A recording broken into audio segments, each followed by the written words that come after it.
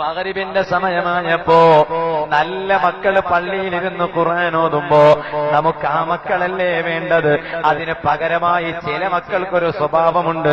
എവിടെങ്കിലും ഒരു അങ്ങാടി കോലായിൽ ഇരുന്നിട്ട് അതാ ഒരു ബോർഡും വെച്ചിട്ട് 4 ഭാഗത്തങ്ങിരിക്കും. എന്നിട്ടൊരു സ്ട്രൈക്കർ എടുക്കും. എന്നിട്ടങ്ങ് മുട്ടും. അതിനൊരു പേരും വെക്കും. ഞങ്ങൾ കേരംസ് കളിക്കുകയാണ്.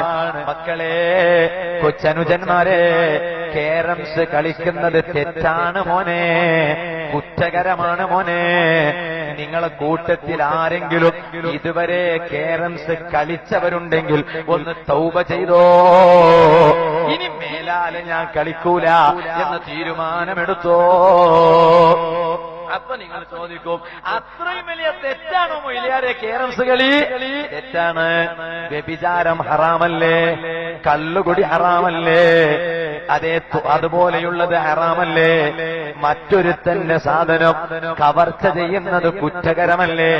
എന്നാൽ ഇമാം നബവി റളിയല്ലാഹു അൻഹു ശാഫിഈ മദ്ഹബിലെ ശൈഖുൽ മദ്ഹബാണ് എന്ന് എല്ലാ അഹ്ലുൽ ഇൽമിനും അറിയാം.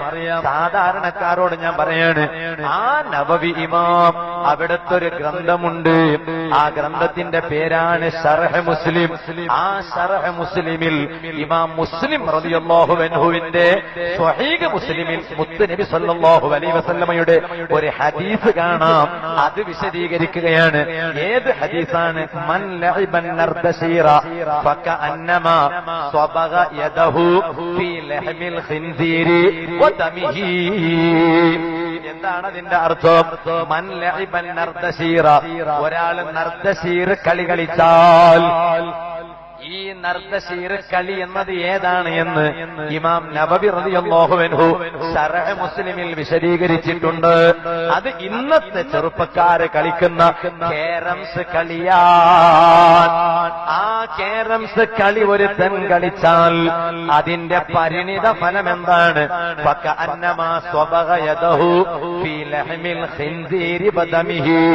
ഒരു പാത്രത്തിൽ അതാ ഖിൻസീർ എന്നൊരു ജീവിയില്ലേ, ഞാൻ അതിന്റെ മലയാളം പറയൂല, അതിന്റെ ഇംഗ്ലീഷ് വേണമെങ്കിൽ പറയാ.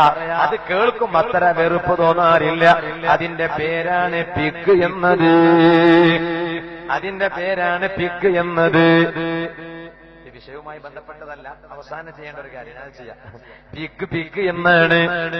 ആ പിഗിന്റെ മാംസങ്ങളുള്ള ഒരു പാത്രത്തിൽ ഒരാള് കൊണ്ടുപോയി കൈയിട്ടാൽ, ആ പിഗിന്റെ രക്തമുള്ള ഒരു സ്ഥലത്ത് കൊണ്ടുപോയി ഒരാള് കൈമുക്കിയാൽ അതിന്റെ വിധി എന്താണ്?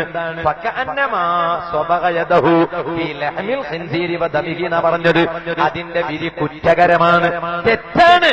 എന്നാൽ അതുപോലെ തെറ്റാണ്, കുറ്റകരമാണ് കേരംസ് കളിക്കുന്നത്. അപ്പൊ രക്ഷിതാക്കളെ, നമ്മുടെ മക്കള് ആ സമയങ്ങളിൽ കേരംസ് കളിക്കുന്ന മക്കളാകണോ വേണ്ടേ എന്ന് നാം തീരുമാനിക്കേ.